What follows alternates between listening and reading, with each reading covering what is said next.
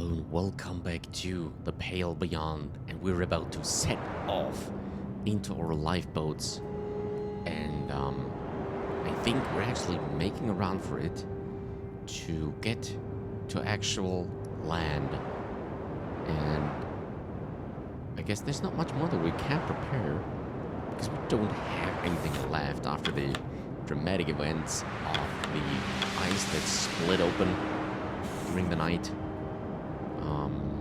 We're at another makeshift camp and now have to prepare to sail the open seas.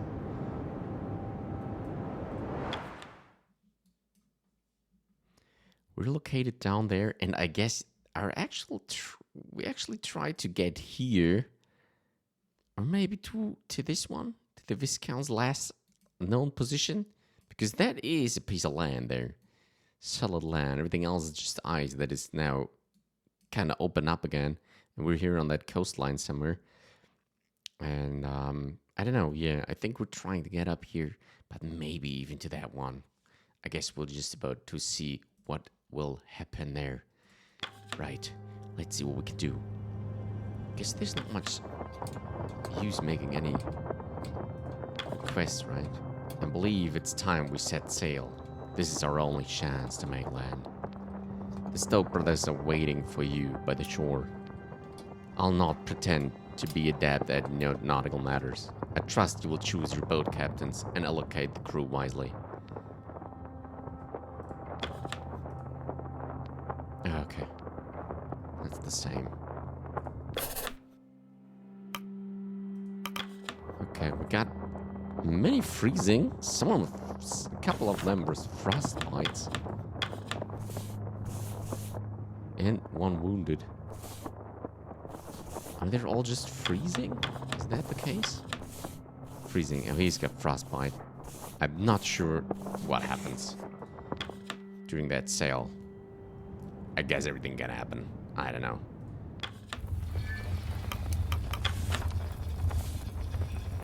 Like, hey, at least you can use those guys, so we probably should do this. So you might cure a couple of freezing people there. Better than nothing, maybe? Does it make any sense to put something in there?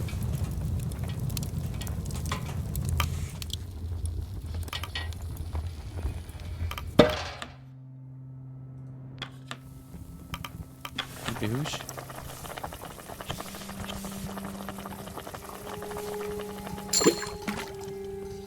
We just split it because I don't know what else to do. Oh, we did that. All we got, I guess. Grimlane Jr. Sean. Almost ready to set out. How are the boats looking, Grimly? Weathered. If we had any timber left, I could look at fixing them up. But we'll get there in one piece. Still need to assign the crew to their stations. Plan carefully, Sean. Don't know what we'll face out there. Everyone needs to pull their weight. Anything else, Captain?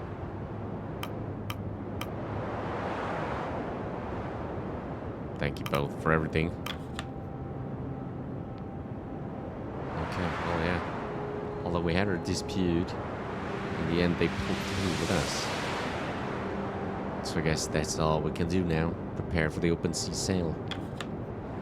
Preparations begin. Templeton, Hammond, Kurt, Cordell, Notley, and Kasha all aboard the largest lifeboat. Grimlane Jr. man the other two vessels. The remaining crew must be decided. Oh boy. All living crew must be allocated to the lifeboats before you can set sail. You have 13 left to assign. Okay. Assign to lifeboat 1.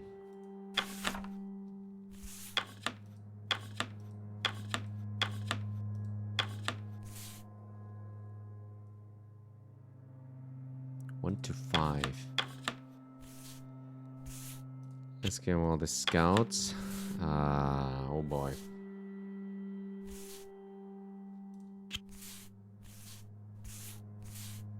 Where's the little one? Oh, he moved up there, right? Okay, I see.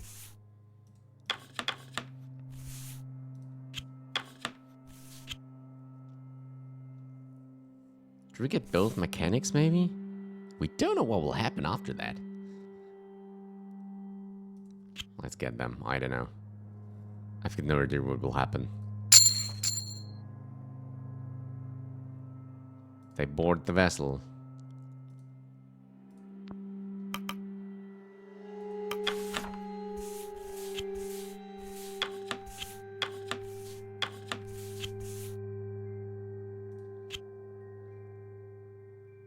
So we split them eagerly, I guess, at least more or less.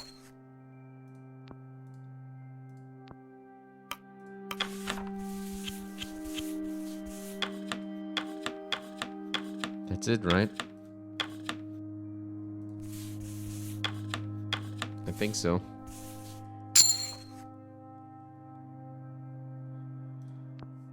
You're now ready to set sail. There's nothing more that we can do, I guess. Here we go. You'll not be able to return from this point. Are you sure? What other choice do I have? Camp is packed up and the lifeboats are prepared for sail. As you glance back to shore, you notice the dogs sitting on the edge. Oh no. They paw the water, eyeing the boats and their master. Cordell readies a rifle and fires into the air above them. It is enough to scare them off.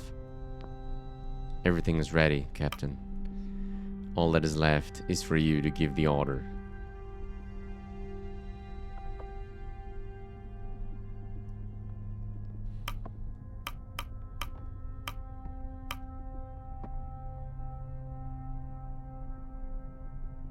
Let's get all this blasted ice. I'll see you. I see all of you on the other side. It is 2:15 in the afternoon. For some, back home, the end of lunchtime. For you, the beginning of a countdown.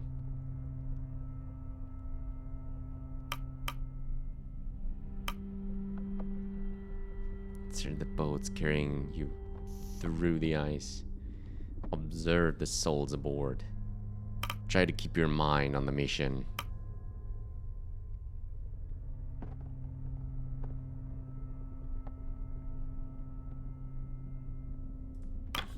Anticipation has quickly melted away. The malevolent stagnation, all we're feeling on that floe. Your past and future seem to shrink against the glaring challenges of the ice ahead.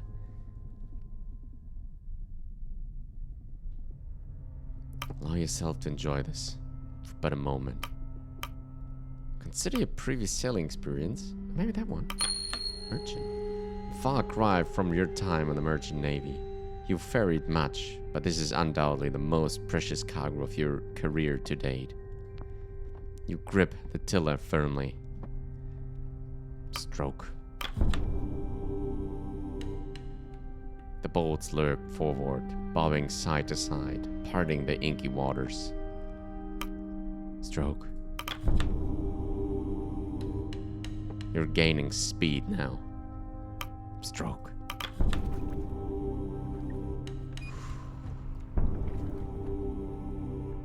The cadence is reached by all those rowing. The oars lift in unison. Uncomfortable for most, the crew has arranged the equipment as best they can to lift their sitting position to account for the raised edges of the boat. It's not long before Nodley begins the periodical ritual of dry heaving over the side of the boat between his turns rowing.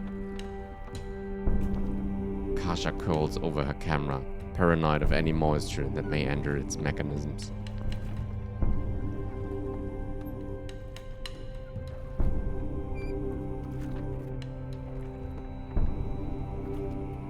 Continue to sail ahead. The fog finally clears to reveal the ice around.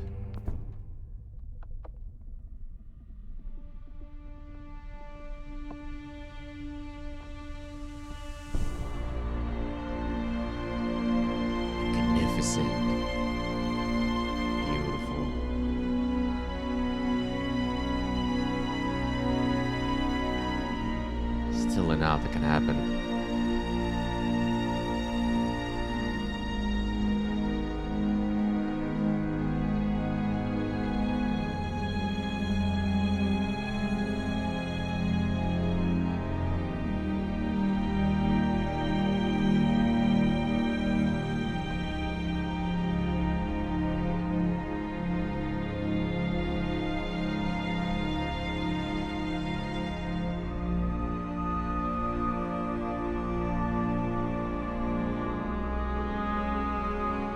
The land, though.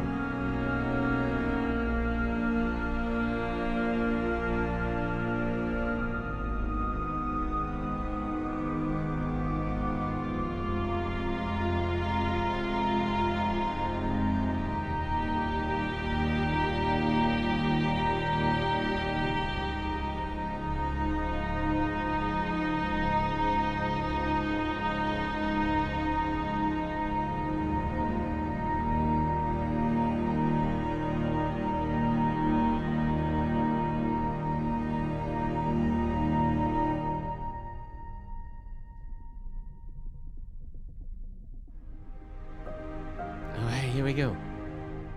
Terrifying but profoundly beautiful all at once. Absolutely true. Okay. Can't do anything. Wait, just that maybe we got one crew available? Marvelous.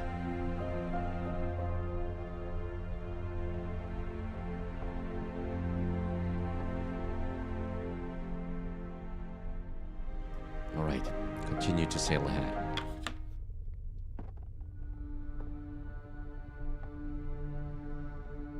By evening, you've nearly escaped the ice. The empty ocean is almost visible on the horizon. The boats lurk. The smell is horrendous, though seemingly enticing to a large gathering of snow petrels. They shoot down from the sky at their leisure, scooping up a meal at a time. They're mackerel ice fish, I think. How do you know that? My father used to take me fishing whenever he could. Hammond stops rowing momentarily. Are you sure about that, kid? Because you've been puking for the years straight, at least. The doctor goes red and tries to prove he can hold it in. Kasha furrows her brow, readying the camera. What do you think it means? It doesn't mean anything. A cold current, most likely, where the ice meets the ocean. Grimly calls from his boat. It's a bad omen. The living aren't supposed to be out here. Templeton grumbles to himself, something about superstition. With the birds overhead, it's now impossible to avoid their droppings. At least it's warmer than the snow. One finds its way into the doctor's hair. Oh no. A fresh gastral purge follows suit. Kasha looks to you, uncomfortable, shielding the camera. What do you think, Captain?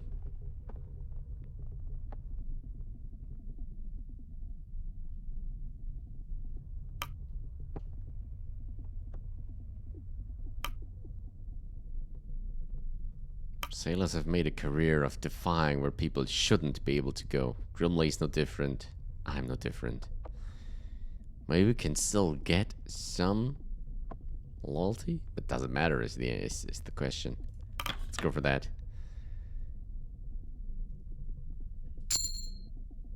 She seems satisfied with this answer, taking a photo across the water.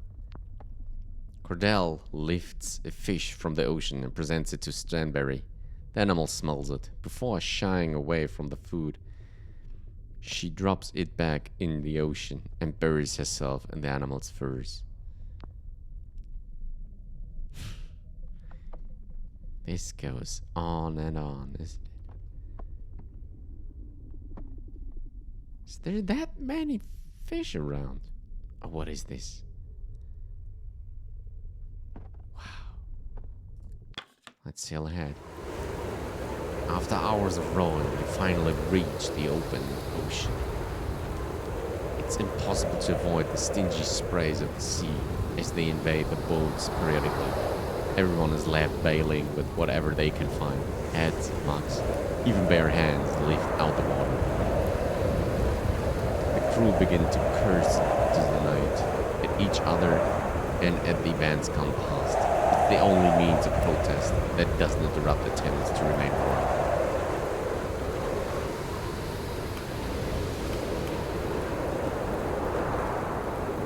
Join in the incessant blasphemy. Let's go. You add to the chorus of curses, each getting more creative and louder as the swells continue. Varied and past the class, each brings their own flavor to the pulpit. We soon mix and float like the currents beneath them, and before long, even the likes of Templeton and Utley permit their share of graphic slurs, the latter briefly forgetting their seasickness.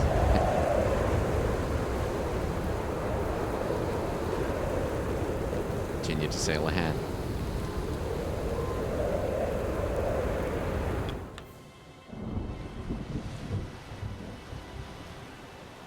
Oh, there's thunder. Oh no.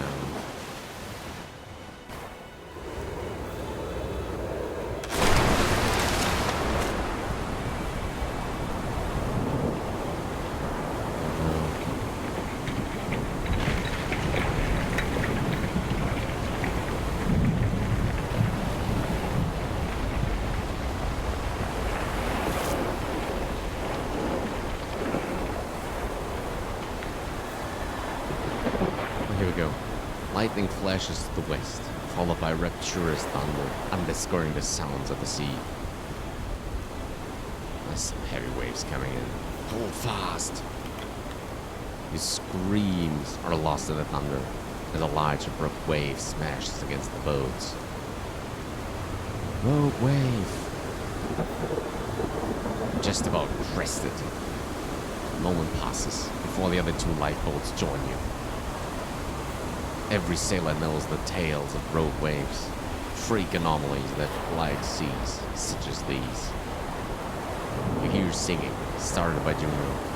It soon infects the rest of the sailor folk, defiant against the storm. The song is about three sisters dancing to seduce a sailor.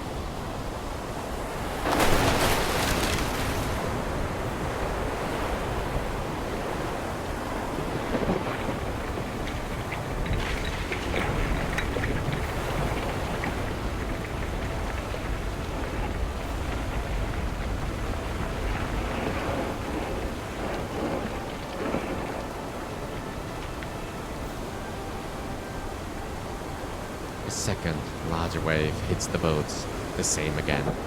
Just about. Sailors change key.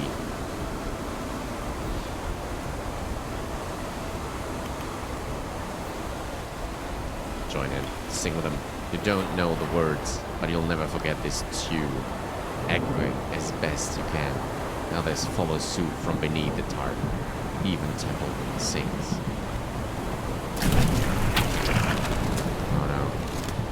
Split on there.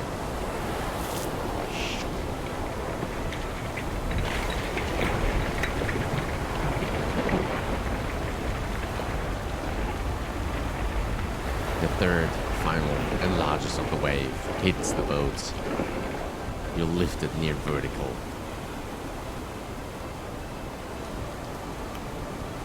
Keep singing.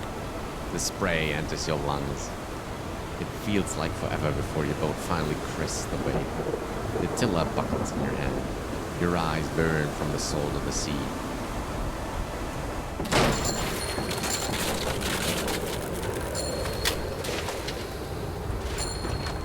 Junior's lifeboat is destroyed. Oh, shit. Oh, no.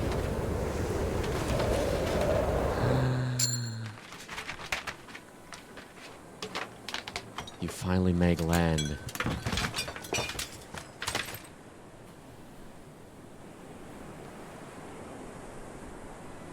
The navigator is the first to step on solid ground. He turns to the rest of you, sudden. We've made it, ladies and gentlemen. Land at The man clutches his chest. Oh no. Heart attack. Oh, Jesus. Before falling across the sand, the others rush to his aid. Week 39. Land.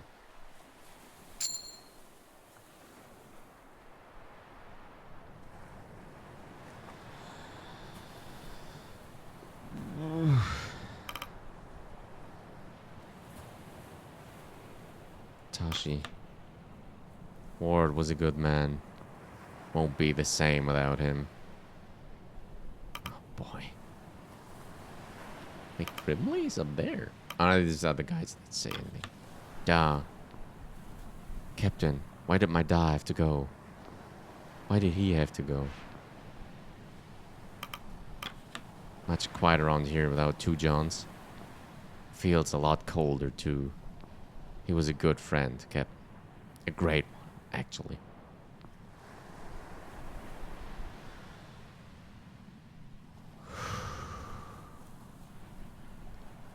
Oh, shit.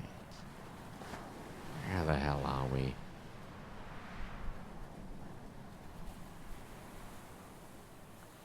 Who's with us still? Oh, they're all gone. Oh, no.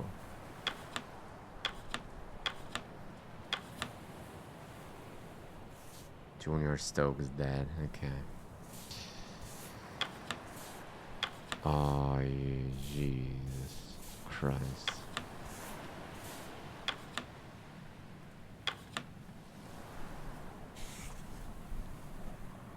Look out across the ocean. Look out across the ocean and consider the journey thus far. Yeah. Hasn't been the best. Approach the carpenter. The trail of light sand prints lead you to Grimley, at the shore, looking out into the open sea. Lying on the cold earth by the shore, you spot his accordion, sad, alone, and abandoned. Pick up the accordion. You lift it and continue. Didn't I destroy it? The trail of prints leads you to Grimley. Oh, looking out to the open sea. Shaw.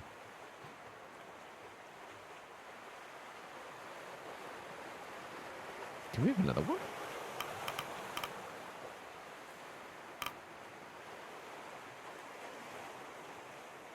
You drop this. The camp could use your music. A lot of good it did us. Here's a time for music and a time for silence.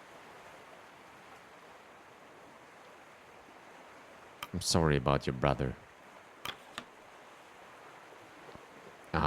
I imagine you are, Shaw. I'm sorry about it, myself. Grimley steps closer to the shore, the tips of his boots just slightly interfering with the water's edge. He is yet to look you in the eye. Junior, always thought we would go out as a pair. I've saved him from plenty of scraps born from him running his mouth. If not together, I expected to go first. I'm supposed to go first, surely. I am the older brother.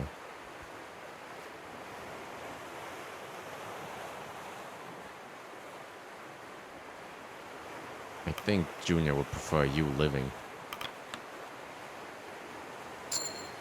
I would suggest you not make wild about my own brother's wishes. Shoot. Even in the event of something like this, I expected Hunt to be by our side. He was the only one who would take us in. I'd be behind bars if it weren't for him. Perhaps I will see Hunt again. Let him know what happened.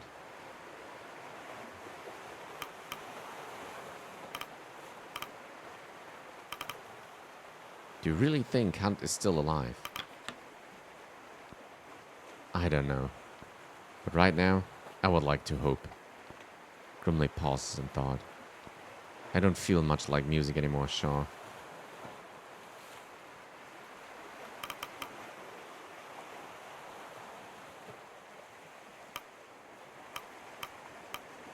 I'll hang on to this until that changes then. You might have smashed my instrument, but none of that changes the honest truth. I killed my brother. I dragged him into this hellscape.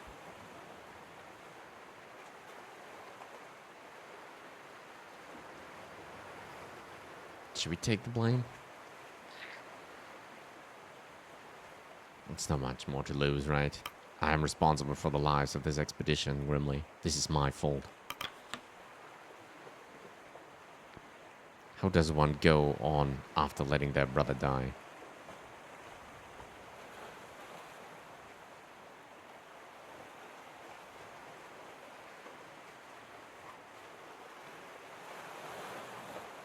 Determination. I am sure. Doubt you would understand. I understand plenty. I'm sure you're willing to tell yourself that, Sean. As for me, I'll do what I can for the crew. Junior would hate it if I made myself useless. Grimly turns away from the open sea, his boots switching from the splash of the shore to the crunch of the sand beneath him. Slowly but surely, he makes his way back into camp.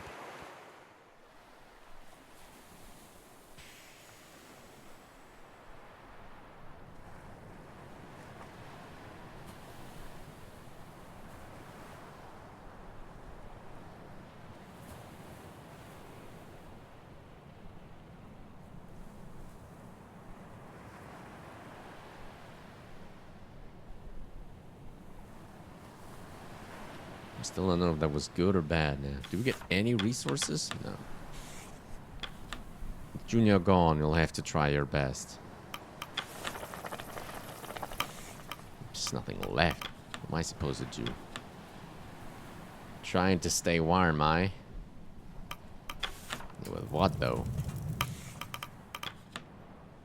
At least it's only minus 24 degrees. Could be worse.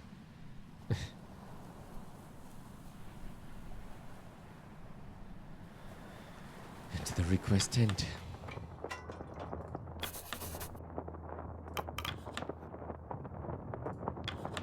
Let's see what comes up.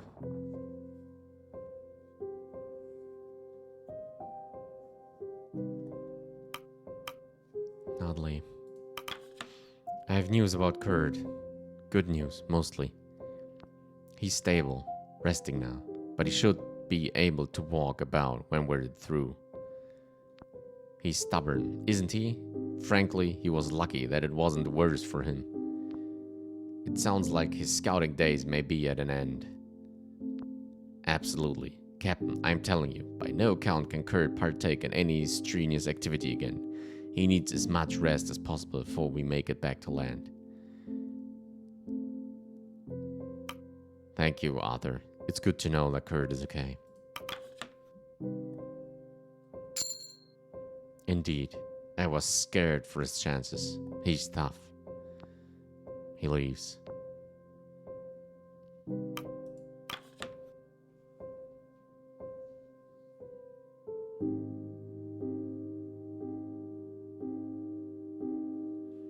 The carpenter sent me.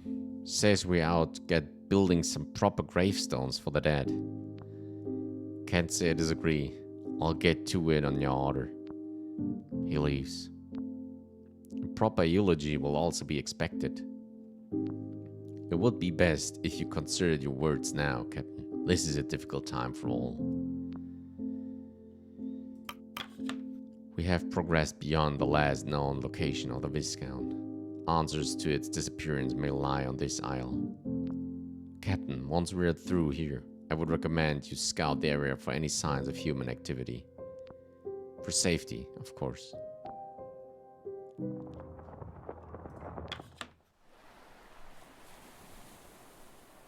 Visit the gravesite. Cross the ridge.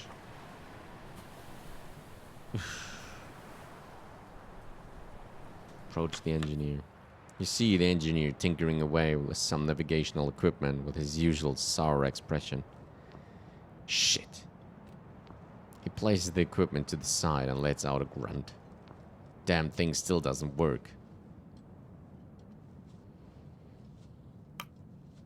Do you think it could be the environment? Hammond gives you a sideways glance. Maybe. Couldn't begin to know. Not like we have any bloody experiences for this. Not a bloody soul has come this far south. Who knows what's ahead? Having trouble? Kurt approaches. A more noticeably limp on the man, forcing him to use his cane. What do you want? Still trying to get the compasses working again? Threaten that I might? The look on Kurt's face is one of hesitation, as his eyes dart around, doing all to avoid the gaze of Hammond. I have something to declare regarding my previous actions. Carry on, Kurt. Well, I believe that in dire circumstances, pride can often take the better of us. Stop stalling. What are you trying to say? I would just like to apologize over our earliest scrap. I got carried away before, and I see it did neither of us any good. You're right there. It's not in me to hold a grudge, Hammond. Least of all trapped out in this cold. Enough with the appeals. Just spit it out. Why don't you? We should be working together, and more importantly, I am sorry. From the bottom of my heart, I apologize. Hammond pauses for a moment while looking towards Kurt. After that moment, he returns to tinkering with his equipment before finally speaking. Accepted. Excuse me? What was that? Apology accepted.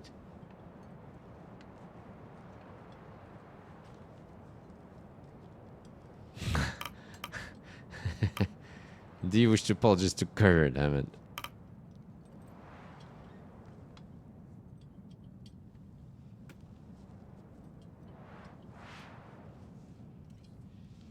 He probably won't do that, right? So we go for the neutral one. So I can expect you two to work together from now on. As best we can, I don't think I have another fight in me, Captain. First and last, eh? I've fought before. Could have fooled me. Well, I suppose I'll be off. Best of luck with your adjustments, Hammond. There's no chance of getting them working here. We're relying on you. I'm sure I'm a relic when compared to your machines. I'm relying on you. Ah, I see. Kurt steps away, returning to camp at large. That was a rather nice one, I guess. Visit the graves. Is there any more to visit? No. Honor the dead.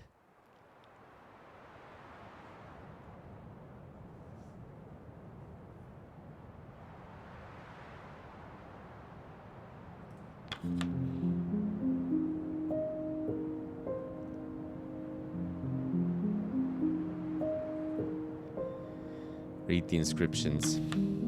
Here we honor the memory of Junior, 2 Johns, Gnomes, Lefty, Tucker, Ransda, and Flick.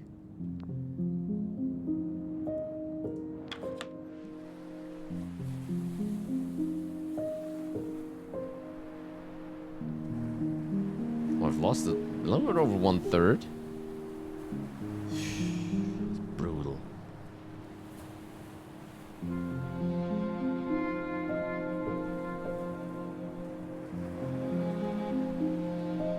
Across the ridge.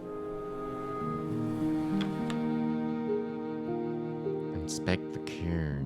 What is this? Bolt action rifle. Oh, hey. Inside the cairn, you find a ladder, some supplies, and a bolt action rifle. What the hell? To you who finds this message, here lies the final testament of the Viscount. We made our arrival on the east shore of the island. Before moving on, we established a cabin to mark the landing point. There you will find enough supplies to support a crew of 20 for a full year.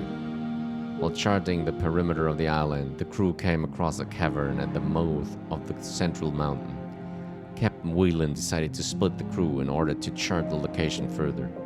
His half have elected to enter the cave through the open stream, while we have been sent to mark the western coast on land. I don't trust the captain. His actions of late have been erratic, cagey. He has avoided all questions from myself and the rest of the crew.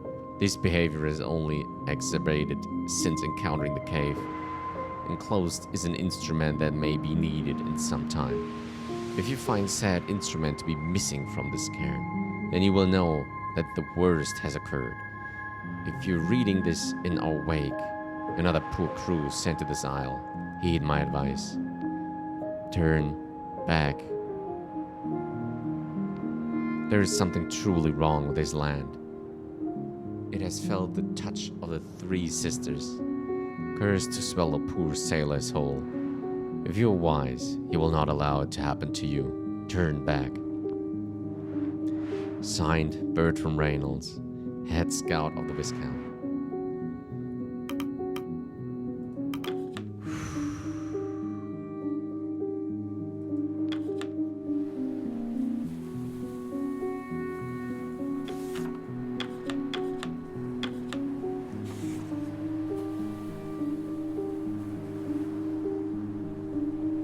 For dinner. The crew have their meal.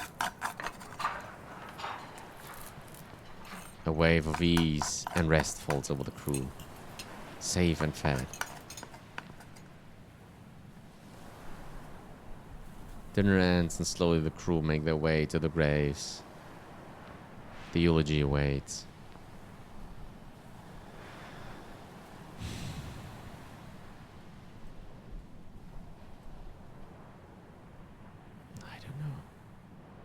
Speak to Curtin Kasha. Captain, is there something I should be made aware of?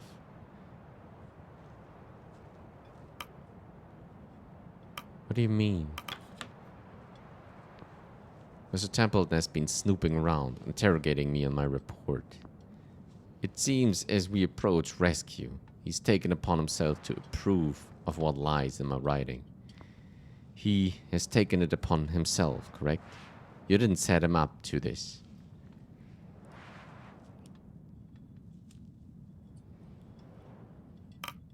Templeton's acting of his own accord. Should we pull him out? I mean, this whole lot is on him.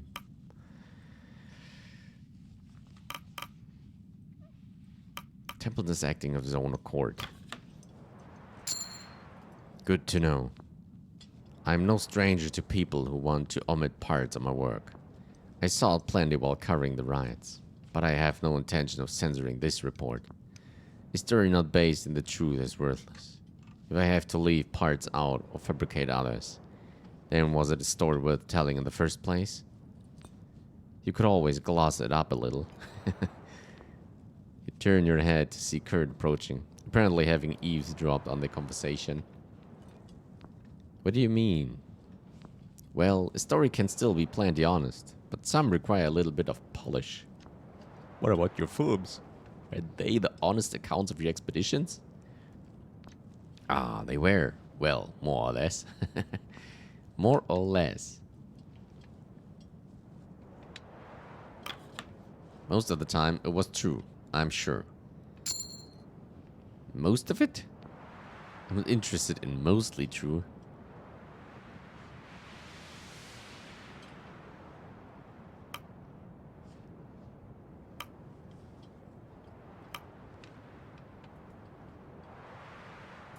I thought you, of all people, would understand the tricks a camera can pull. Oh, I'm well aware of how others go about it.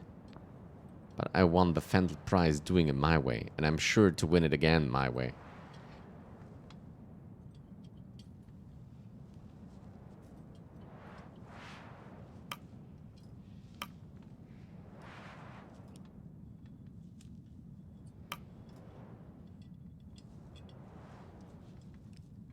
I'm certain Kasha has no need to lie in order to paint this crew positively. Of course, of course. But those who read these sorts of things can be tremendously judgmental. What are you suggesting this, Kurt? I just feel that we've braved so much that we deserve a somewhat flattering write-up. So perhaps some omissions are necessary. Such as what? Many of this crew come from backgrounds best not shared with the public. And more has happened here that should remain on the ice. If perhaps a member of the crew had an unexpected health issue that made them appear weak. Are you asking me to admit your heart attack? Pretend it didn't happen? I'm not asking anything of you. I'm simply suggesting that the people won't want to hear about anything like that. When they read of these expeditions, they want to hear of brave and daring adventures. Not ordinary men with weak hearts. You just want to protect your own image, don't you? What? Well, no. It's nothing of that sort, but I'm no fool. I see exactly what you're trying to do.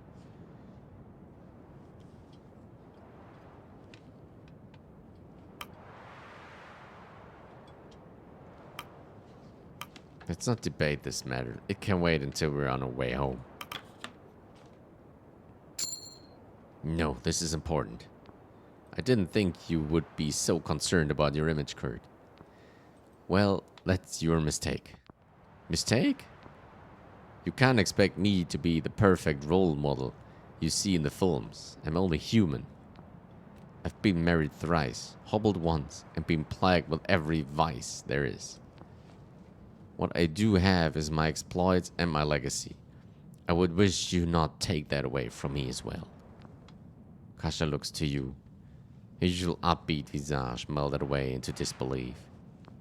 I can't lie on your behalf, Kurt. You don't understand the power of optics. Every part of your report puts my livelihood at stake. Your livelihood or your image? The cold truth is, there is no difference between the two. And you, Captain, do you believe this as well?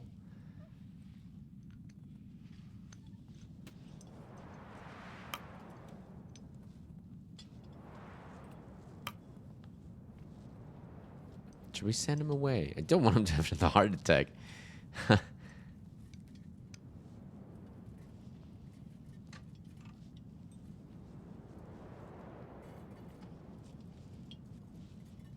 I don't know. In the end, it should be honest, right?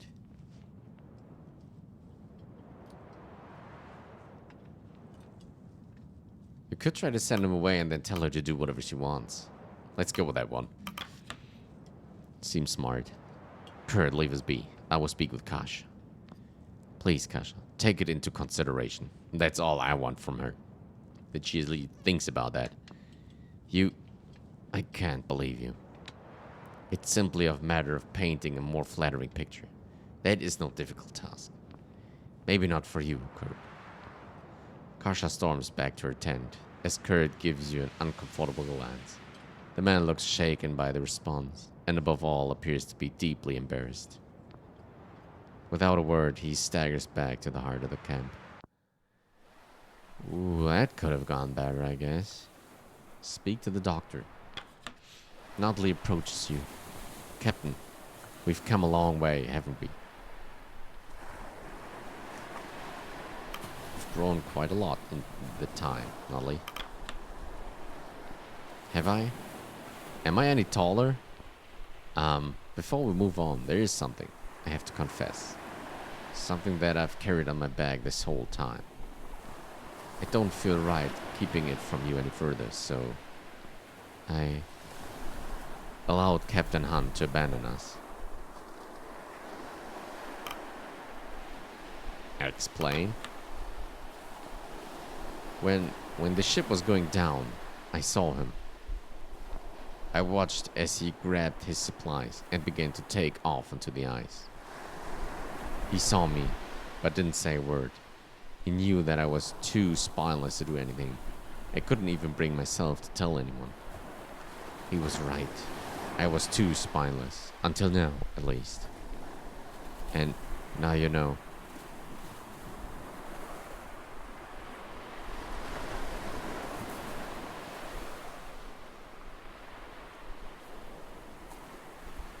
Expect no further... No punishment for this? No. I don't care about the mistakes of your past. Learn from this and move forward. I say good to him.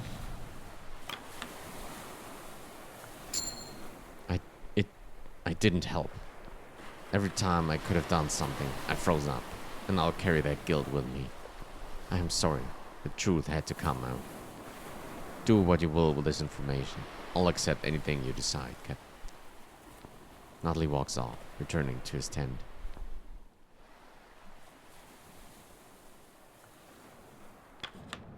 Captain, we've escaped the ice. We're on land. We're so close. Now.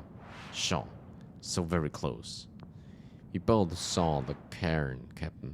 Traces of the expedition which came before us. Shaw, I believe we can still find the Viscount. Our mission can continue.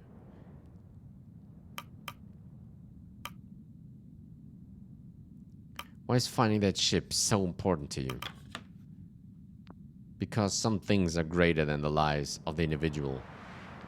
I've chosen to live by that philosophy my entire career. I know that after all this time, the specifics of our employ may seem inconsequential. But tell me, Captain, do you think the Abertons would pour all of this effort, put this many lives at risk, if they didn't think there was something truly paradigm shifting at the end of it?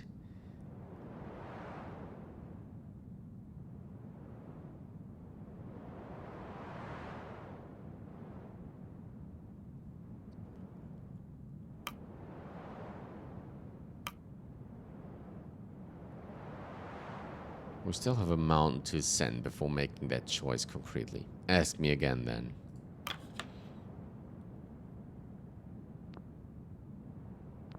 Very well. We can discuss this further once we've traversed this mountain. He stops and turns before leaving. One last thing. What happened to your captain's head?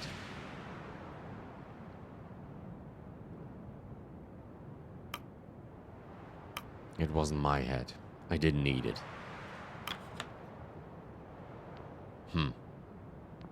He nods and leaves. All right.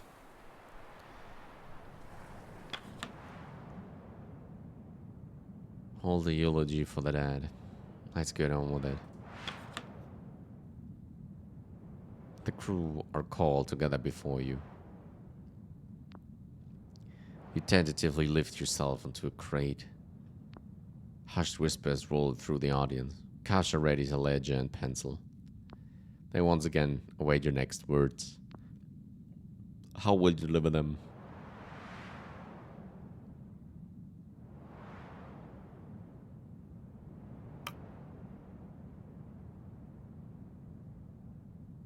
Implicit confidence and impossible results you've archived so far.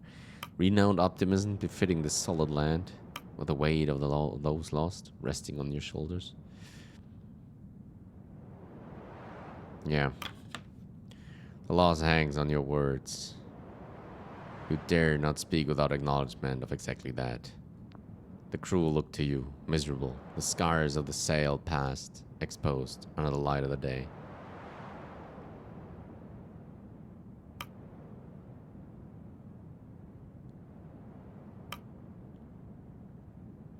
We'd like to begin by honoring those we have lost.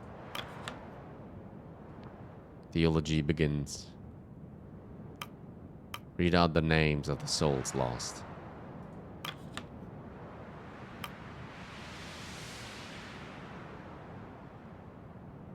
Omit the names of Rufus, Hunt, and the missing crew of the Temperance. Well, we still don't know what's with them, so we don't include them. You recite the names and stations of those lost to the ice and ocean, with notable exception. Each individual name seems to sting different groups of the crew.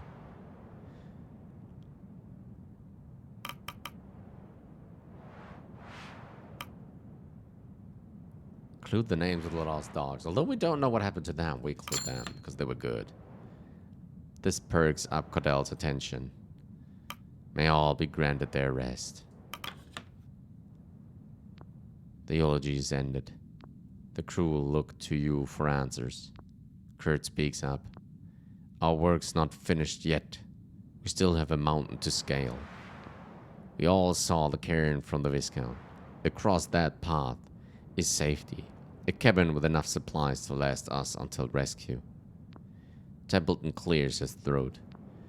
What is our current priority, Captain?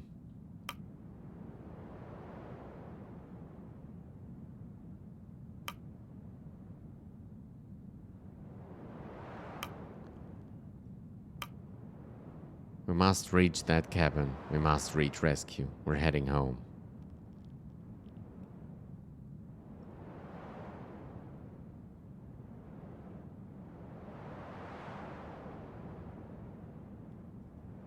No matter what, we must scale that mountain. We will know. This gives this no. Templeton throws you an unsure look.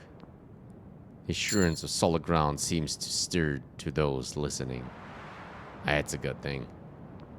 Well said, Captain. Indeed. Well, we don't have much time. Best be moving on. Back to work. The crew are granted the time they need before they eventually disperse, returning to their roles at camp. That was actually really well done. Life-saving, I guess.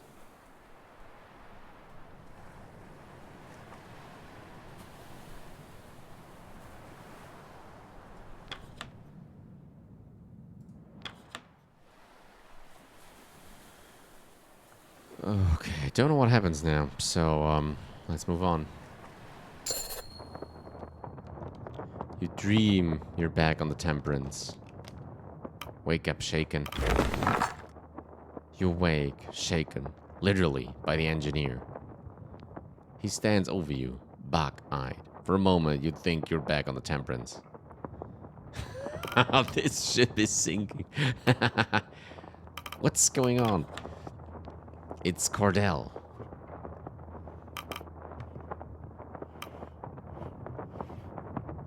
What about Cordell? There's food and supplies missing from the stores. Uh-oh. I think she's trying to make a run for it.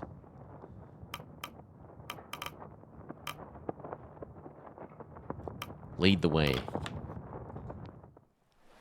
After getting up, the two of you charge out of the tent into the snow. I found tracks heading up towards the mountain pass. Uh-oh. Follow the tracks. Oh, shoot. You follow tracks away from camp.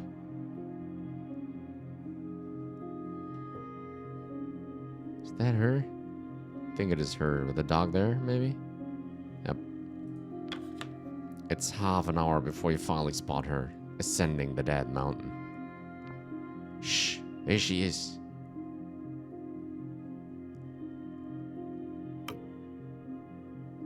Go back to camp, I'll handle this. Let's approach slowly. Follow my lead. You both creep up towards the silhouette. A Stanberry. You're probably gonna notice of us anyway.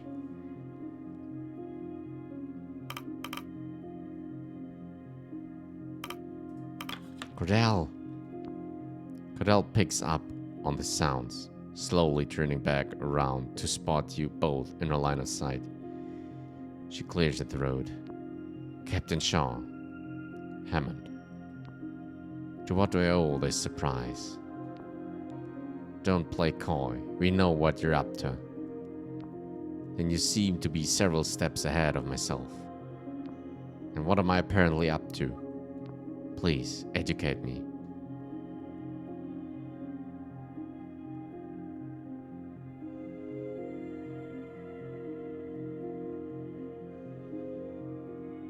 You know full well why we're here.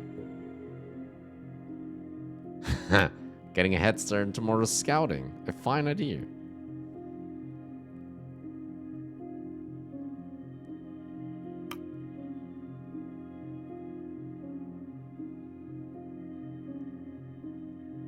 Should we try to play dumb for a moment?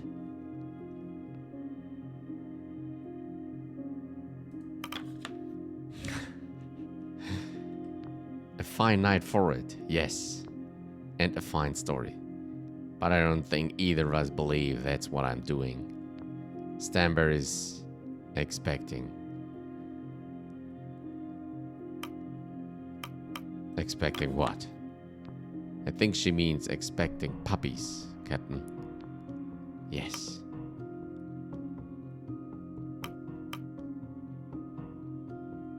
Stanberry is a girl?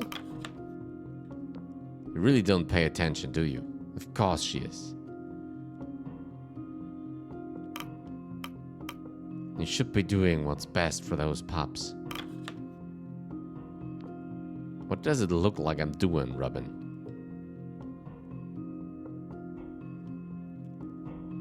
If you leave, you're ensuring their demise. No!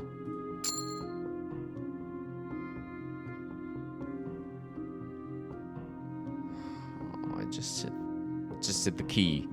Not with the mouse. Can we go back? Crap. Okay, well that's on me. Oh, we still can talk. Okay. If you leave, you're ensuring their demise. Here we go. Perhaps, but there's more of a chance out here than with the rest of you. I'm not going to allow Stanberry and I to be part of this expedition any further.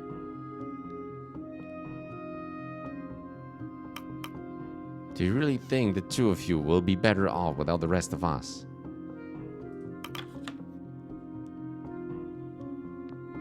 I do. Those puppies will be my new litter. I'll start over. Certainly not the first time I've had to do that. The snowfall has begun to set on you both.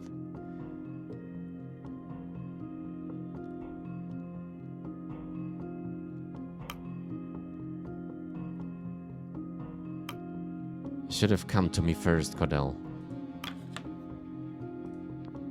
We both know that wouldn't have worked.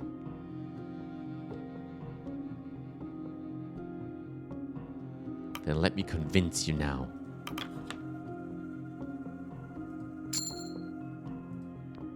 I'm listening.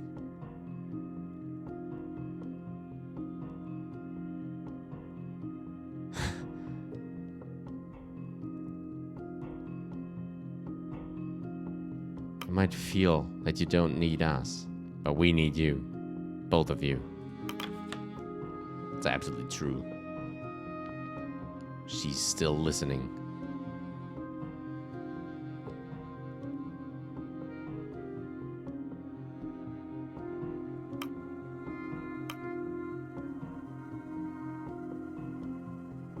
It's a miracle everyone made it this far, but how long is that going to last? Most of the people on this expedition are half the age of you and I. You've seen Templeton. I'm going to need people on my side who care about more than his stupid mission. You've proven you can take care of living things. Can you help me do the same? The lady is silent for a minute. She finally walks over to you. Yes, please. The three of you begin the long trek back to camp. Stanberry follows, patiently. Not a word is spoken on the journey back.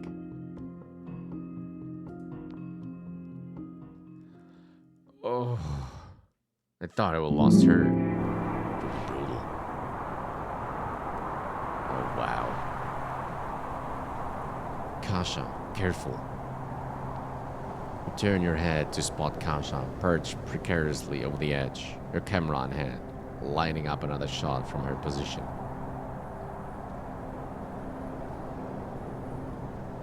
Where is she actually? I can't see her. Oh, there, okay. It's a great shot of the horizon, trust me. You get a good shot of falling to your death. Get back over here. The ground isn't safe. You can't trust anything beneath your feet this high up. Kasha doesn't heed their warnings, instead lining up the shot and snapping it cleanly. Oh, wait for it. There, no issue. This just might be the banner image from my report. Get the hell back now. If the civilian is done being foolish, might we move on? Kasha nods and turns back around to join the rest of the crew. Oh no. Only for her to slip on the ice beneath. Oh, you gotta be kidding me. You lunge forward and pull Kasha forward so that she isn't hurtling over the edge. But her initial stumble sent the camera falling below. That was a close one. My camera. Be thankful that the camera took the plunge and not yourself, young one. Despite reassurances, Kasha moves back to the edge of the cliff, peering over, searching for her camera. I can't lose it. Everything from this expedition was on there. Wait, I see it. Nonsense. It's a blip on the rocks. You can't see the ground from this distance. No, it's not on the ground. It's snagged on the ice. It's not too far down. I can't climb back down and... Not a hope. You want to go back to climbing? If I lose that camera, my entire reason for being on this nightmare goes with it. I'm getting that camera. She turns to you. Captain, we have to do something.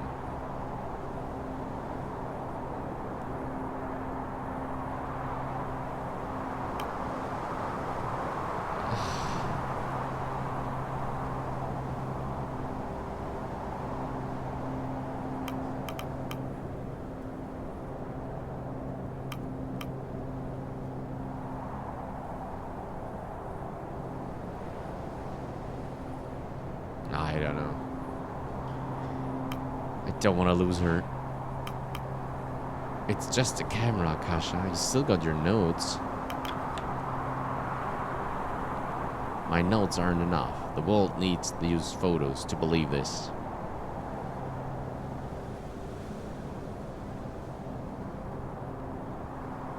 Aren't they? We'll have the testimony of the rest of us. The story comes from you, not that machine.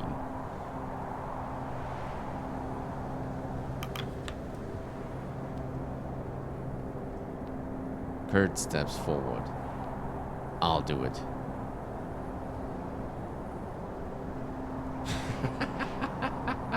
What?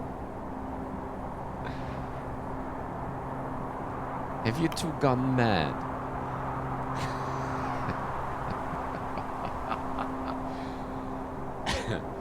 Okay, right. What are we doing here? This is insane.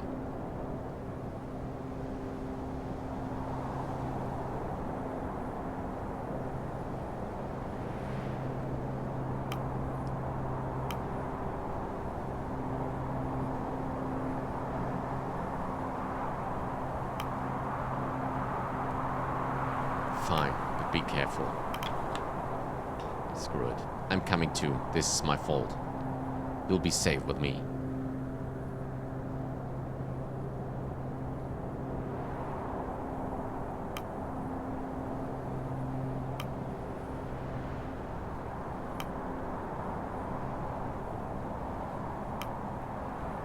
No, I meant the man with years of bloody climb experience.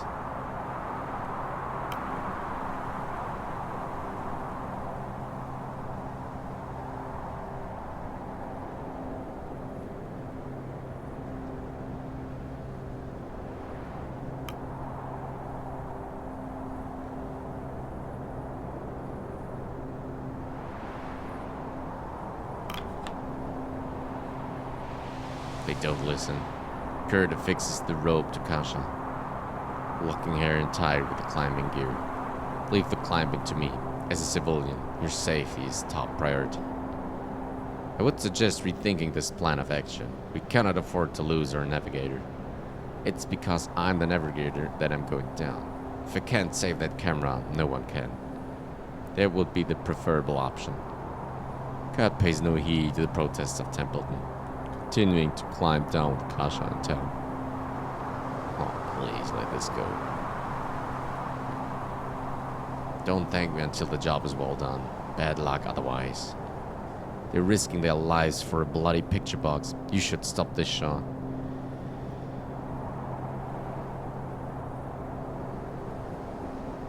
Let them go. They're down there anyway now. Kurt and Kasha begin to slide down the wall of the cliff at a steady pace. Kasha keeping her eyes on her camera at all times. Easy now. Easy now. You can do this, Kurt. Reassuring yourself isn't very reassuring to me, you know. Okay, I think I can get it from here. Think? Both of you. Please don't make any rash movements. She collects the camera. And there we go. Let's hope they're still connected to the road. Now get back up here, you madman. Job well done. So much for bad luck. Oh no. Yes, now let's climb back up.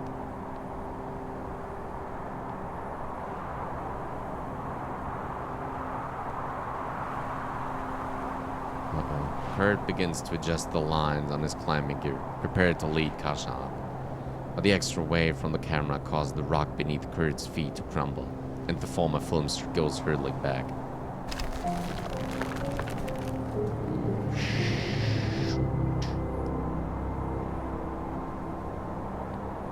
He snaps to stand still. The line between himself and Kasha still intact. But the weight of the big man's fall pulls Kasha back from the face of the cliff. Blast! Kasha, you're alright. I can't see the cliff. What's happening? This blasted line won't hold with me. Pull us up. The rest of the crew hang back, lest any added weight at the cliff's edge cause an even more dire incident. As you look down, you see the pair flailing, helpless. Kasha spots you. Captain! Start cutting the rope now. We're just pulling them out there. Screw it. Command the crew to pull them both up. Let's get it done. No doubt the dangling weight of Kurt is also putting strain on the back end of the rope as it's tied to a jagged rock at the peak. You notice the rope beginning to fray at the edge.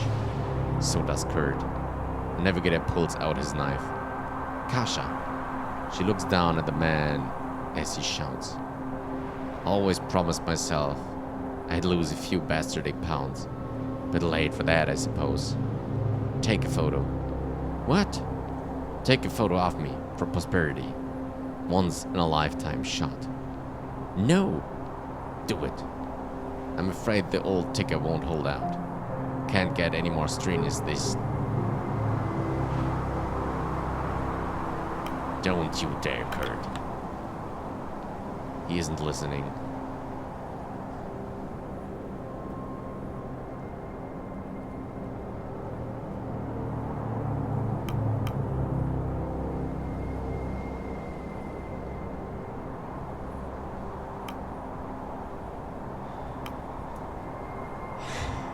There's only wrong here.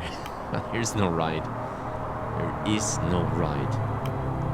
I'll cut this rope before I let cut yours.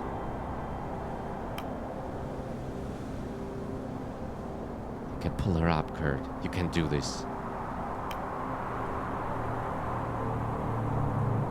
This is the thread.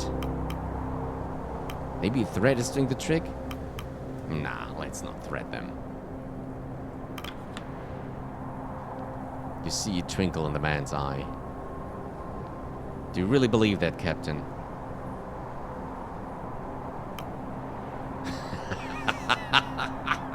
Don't leave me up here with Templeton, you crit.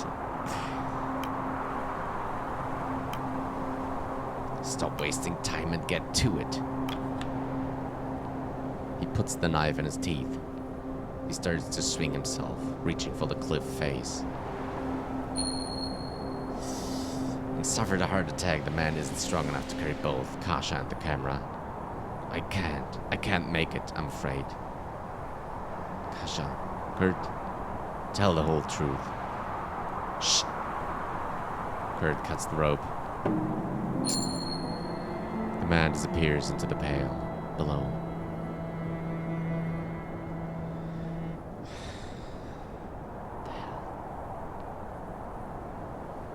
Kasha and her camera is pulled to safety by the rest of the crew. As she reaches the peak, she falls to her knees in the snow peak, distraught.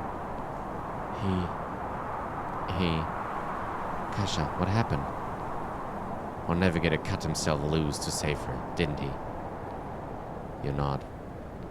I must admit, I thought his heroics were empty. No, he was a true hero. That mad bastard. Never thought he had it in him. Kasha collects herself, raising to her feet and looking ahead. Let's get through this. I need to finish my report. For Kurt's sake. For Kurt. Aye, for Kurt's sake. Let's move on, Captain. And another one gone. Holy moly. Move on to the peak of the mountain.